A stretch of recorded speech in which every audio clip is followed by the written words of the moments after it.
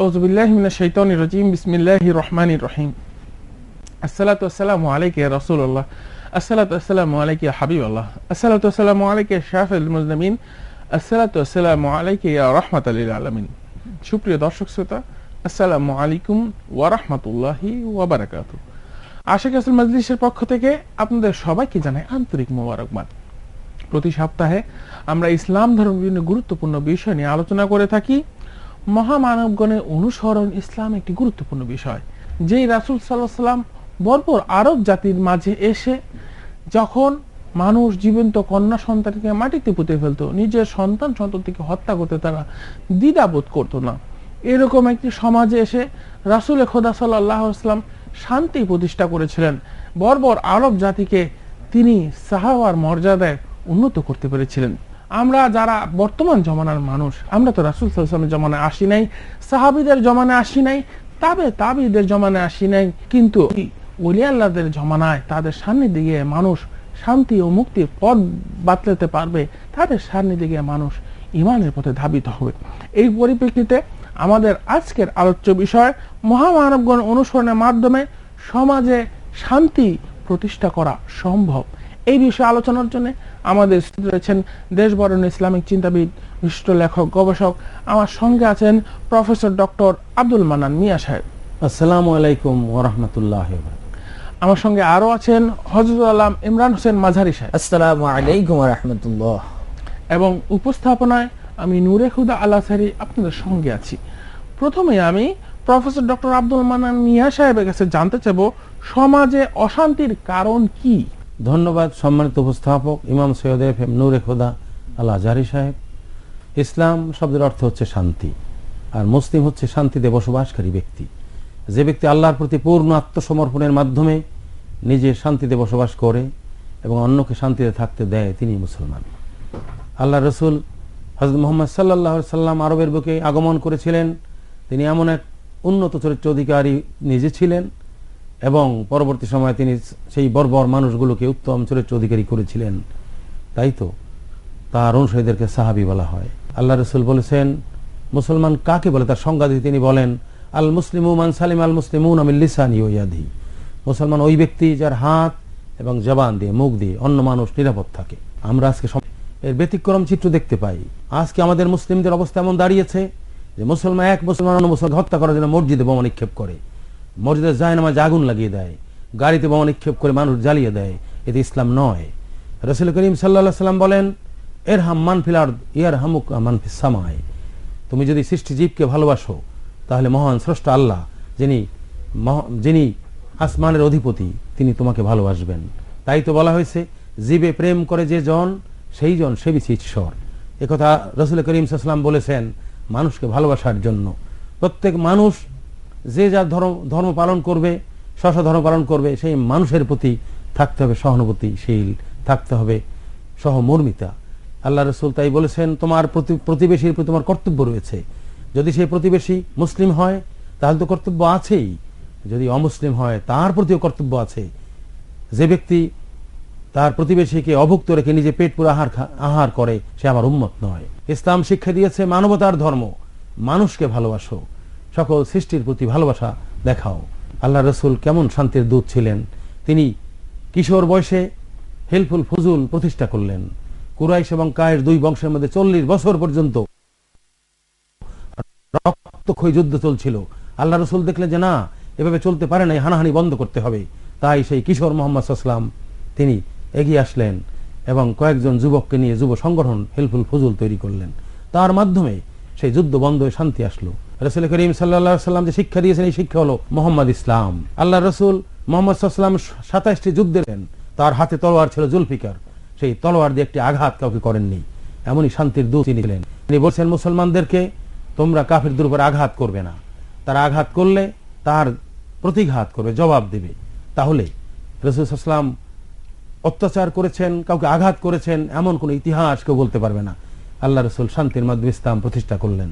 শুধু তাই নয়, মক্কা বিজয়ের পরে উনি যখন আবার মদিনায় ফিরে গেলেন, মদিনায় যখন নতুন রাষ্ট্র প্রতিষ্ঠিত হলো, সেই মদিনা সনদ যাকে মদিনা চার্টার হিসেবে আজ সমগ্র বিশ্বে সম্মানিত প্রথম লিখিত সংবিধান, যেখানে মুসলমান, ইহুদি, খ্রিস্টান, অগ্নি উপাসক সহ অন্যান্য ধর্মের লোকেরাও সমান মর্যাদা পেত। আল্লাহ রসুল বলেছেন, কারো প্রতি কেউ যেন বিন্দুমাত্র হিংসা বিদ্বেষ করো না, তোমরা প্রত্যেকে যার যার ধর্ম পালন করো।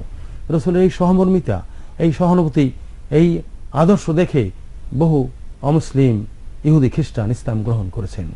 আমরা সেই চিত্রই দেখতে পাই আউলিয়াদের মধ্যে। বাংলা ভারত উপমহাদেশে কোনো নবী রাসূল আসেননি। এদেশের অলি আল্লাহগণ সেই সুদূর আরব থেকে বাংলায় ছুটে এসেছেন। হযরত শাহজালাল ইয়ামিনী রহমতুল্লাহ আলাইহি তিনি সিলেটের সুরমা নদী পার হলেন জায়নামাজে বসে। সে এক ইতিহাস। অলি আল্লাহগণের মধ্যে অলৌকিক ক্ষমতা থাকে। নবী রাসূল যখন মোজা ছিল, হযরত শাহজালাল তার 360 জন সঙ্গী নিয়ে তিনি জায়নামাজে বসে গেলেন। রাজা গুরুগোবিন্দ সমস্ত নৌকা বন্ধ করে দিল। উনি জায়নামাজে বসলেন, মোরাকাবায় বসলেন, নৌকার মতো সেই জায়নামাজে পার হয়ে আসলেন। রাজা গুরুগোবিন্দকে বললেন, হে গুরুগোবিন্দ, তুমি অনেক অত্যাচার করেছো, তোমার জন্য দুটি পথ খোলা আছে, হয় তুমি স্বেচ্ছায় ইসলাম ধর্ম গ্রহণ করো, আর না হয় দেশ ত্যাগ করো। রাজা গুরুগোবিন্দ দ্বিতীয় পথটি গ্রহণ করলেন, দেশ ত্যাগ করলেন। অলি হযরত শাহজালাল রহমতুল্লাহ তাকে অত্যাচার করেননি। এই তো ইসলামের শিক্ষা। আমরা এই সারা ভারতবর্ষ, বাংলা ভারত উপমহাদেশের দিকে তাকাই, তাহলে এই ইতিহাস আমরা দেখতে পাই। যার কারণে আউলিয়া কেরামদের কাছে এসে অগণিত হিন্দু, বৌদ্ধ, খ্রিস্টান সহ অন্যান্য ধর্মের লোকের ইসলাম গ্রহণ করেছে। আর আমরা যা করি তাতে আস্তে আস্তে মানুষ পিছপা হটে যাওয়ার, তার ইসলামকে ঘৃণা করে। ইসলাম ঘৃণার কোনো বিষয় নয়, ইসলাম সন্ত্রাসের ধর্ম নয়, ইসলাম শান্তির ধর্ম। ওলি আল্লাহগণ রসুলের আদর্শবান বিধায় তারা উত্তম চরিত্র আদর্শের শিক্ষা দেন। ওলি আল্লাহগণের আদর্শে যারা আদর্শিত তারা কখনো উগ্রবাদী হয় না, তারা কখনো সন্ত্রাসবাদী হয় না। তাদের মধ্যে একটি নম্রতা আসে, কারণ ওলি আল্লাহগণের সান্নিধ্যে গেলে ওলি আল্লাহগণ শিক্ষা দেন মানুষের কলবের মাঝে। আপনারা দেখছেন আশিকে রাসূল মজলিস। বিশ্ব আশিকে রাসূল সম্মেলনের আহ্বান। আপনি কি রাসূল সাল্লাল্লাহু আলাইহি সাল্লামে রেখে যাওয়া ইসলামের শান্তি বাস্তব জীবনে পেতে চান? আত্মশুদ্ধি লাভ করে শান্তি ও সুন্দর চরিত্রের অধিকারী হতে চান? দুনিয়ার কল্পনামুক্ত হয়ে আল্লাহর প্রেমে ডুবে একাগ্রতার সাথে নামাজ আদায় করতে চান? কালবে আল্লাহর জিকির জারি করে ঈমান নিয়ে কবরে যেতে চান? আশিকে রাসূল হয়ে নবী করিম সাল্লাল্লাহু আলাইহি সাল্লামের দিদার লাভ করতে চান? দুনিয়ার যাবতীয় বিপদ আপদে আল্লাহর সাহায্য পেয়ে পরিত্রাণ পেতে চান? তাহলে আজই সুফি সম্রাট দেওয়ানবাগী হুজুর কেবলার পরামর্শ গ্রহণ করুন। বাবের আহমদ, দেওয়ানবাগ শরীফ, 147, আরামবাগ, মতিঝিল, ঢাকা। আপনারা দেখছেন আশিকে রাসূল মজলিস। এ পর্যায়ে আমি হযরত আল্লামা ইমরান হোসেন মাঝারি সাহেবের কাছে জানতে চাইব, মহামানবগণের অনুসরণ করা প্রয়োজন কেন? সম্মানিত উপস্থাপক ইমাম সৈয়দ আবুল ফজল মোহাম্মদ নূরে খোদা আল আজহারি সাহেব, শান্তির জন্য মহামানবগণের অনুসরণ করা অতীব প্রয়োজন। রাহমাতাল লিল আলামিনের সান্নিধ্যে এসে বর্বর আরব জাতি সুসভ্য জাতিতে শান্তিময় জীবন গড়তে তারা সক্ষম হয়েছেন। আর বেলায়েতের জামানায় সেই রাসূল পাক সাল্লাল্লাহু আলাইহি সাল্লামের সুযোগ্য উত্তরসূরি হিসেবে নায়েবে রাসূল আউলিয়া কেরামগণ জগতের বুকে আগমন করেন। ওই আউলিয়া কেরাম তথা এই মহামানবগণের অনুসরণের মাধ্যমে বেলায়েতের জামানার মানুষ শান্তিময় জীবন করতে সক্ষম হবে। তাই আল্লাহর বন্ধু সুফি সম্রাট শাহ দেওয়ানবাগী হুজুর কেবলা যান রাহমাতাল লিল আলামিনের সুযোগ্য উত্তরসূরি হিসাবে জগতের বুকে আগমন করেছেন বিধায় তিনি মানুষ কিভাবে শান্তি এবং মুক্তি পাবে এই সুমহান শিক্ষা দিয়ে যাচ্ছেন। তার শিক্ষা অর্জন করে মানুষ আশিকে রাসূলে পরিণত হয়ে আদর্শ চরিত্রের অধিকারী হচ্ছে। আসলে মূলত চরিত্রের নামই হলো ধর্ম। যার চরিত্র নাই তার কোনো ধর্ম নাই। যদি আমরা উত্তম আদর্শ অর্জন করতে না পারি, আলোর চরিত্র ধারণ করতে না পারি, তাহলে আমরা শান্তিময় জীবন গড়তে সক্ষম হব না। এই আলোর চরিত্রই কিভাবে দেহে বিকশিত হবে? ইমানের তাজাল্লা, ইমানি নূর তাজাল্লা যখন মানুষের কালবে প্রস্ফুটিত হয়, এই ইমানের আলো দ্বারা দেহ আলোকিত হয়, তখনই মানুষের দেহে যত যাবতীয় অন্ধকারের চরিত্র থাকে, এই অন্ধকারের চরিত্র বিদরিত হয়, মানুষ আলোর চরিত্রের অধিকারী হয়। তাই আলোর চরিত্রের অধিকারী মহামানবগণের সান্নিধ্যে গিয়েই এই আলোর চরিত্র ধারণ করতে হয়। কালামে পাকে আল্লাহ বলেন, তার যুদ্ধে অংশগ্রহণ এবং আল্লাহর কাছে প্রার্থনা করায় আল্লাহ দয়া করে দেশকে অল্প সময় স্বাধীন করেছেন। সুতরাং আল্লাহ হুজুর কোন বলেন, 54,000 বর্গমাইলের দেশকে শত্রুমুক্ত করেছি, আমাদের 3.5 দেহ আজ শয়তানের দখলে, এই শয়তানের হাত থেকে তাকে মুক্ত করতে হবে। তাহলেই আমাদের প্রকৃত জিহাদ বা প্রকৃত যুদ্ধ, আমরা প্রকৃত স্বাধীন হতে পারবো। আল্লাহ রসুল বলেছেন, আফজালুল জিহাদে জিহাদুন নফস, সবচেয়ে বড় যুদ্ধ হচ্ছে আত্মার সঙ্গে যুদ্ধ করা। নিজকে বিজয়ী করা। সুতরাং আমাদেরকে সেই জিহাদ করতে হবে, জিহাদের নামে মানুষ হত্যা করা নয়, জিহাদের নামে অন্যের ঘর বাড়ি জ্বালিয়ে দেওয়া নয়, জিহাদের নামে জাতীয় পতাকার মতো সম্মানিত জিনিসকে জ্বালিয়ে পুড়িয়ে দেওয়া নয়। যে ভাষা, মাতৃভাষার জন্য আজকে বহু মানুষ শহীদ হলেন, সেই 1952 সালে আজকে বাংলাদেশ 21শে ফেব্রুয়ারিকে সারা বিশ্বে আন্তর্জাতিক মাতৃভাষা দিবস হিসাবে সম্মানিত করা হয়েছে, গ্রহণ করা হয়েছে। সেই মাতৃভাষা এবং মাতৃভূমিকে যারা ভালোবাসে না, তারা মুসলমান তো দূরের কথা, তারা মানুষ হওয়ার যোগ্য নয়। রাসূল আকরাম সাল্লাল্লাহু আলাইহি ওয়াসাল্লাম শিক্ষা দিয়েছেন, জন্মভূমিকে ভালোবাসো, মাতৃভূমি। তিনি বারবার মক্কা থেকে মদিনায় হিজরত করে যাওয়ার সময় তাকে বলছিলেন, হে আমার প্রিয় জন্মভূমি, আমি তোমাকে খুব ভালোবাসি, কিন্তু তোমার সন্তানরা আমাকে থাকতে দিল না। তাই আমাদের এই বাংলাদেশ, আমাদের জন্মভূমি, পৃথিবীর সব কিছুর চেয়ে পবিত্র এই ভূমি, এই জন্মভূমিকে রক্ষা করতে হবে, এই ভাষাকে মর্যাদা দিতে হবে এবং আমাদের জাতীয় পতাকাকে সমুন্নত রাখতে হবে। এটাই হলো আমাদের কাজ। তাই আল্লাহর ওলি সৈয়দ হযরত দেওয়ান হুজুর কুলাজান বলেন, বর্তমান বিশ্বে প্রায় 150 কোটি মুসলমান, কিন্তু আমাদের চরিত্র, আমাদের আচরণ দেখলে অমুসলিমরাও ঘৃণা করে। সুতরাং এর হাত থেকে রক্ষা পেতে হলে দরকার হবে সেই আদর্শ, রসুলের সেই প্রেম, মহব্বত, ভালোবাসা। তিনি মানুষে মানুষে দ্বন্দ্ব, কোনো মানুষের ভালোবাসা সৃষ্টি করেছেন, মানুষের মধ্যে ভ্রাতৃত্ব সৃষ্টি করেছেন। তাই তিনি বলেছেন, কুল্লু মুসলিমিন ইখওয়াতুন, প্রত্যেক মুসলমান একে অপরের ভাই।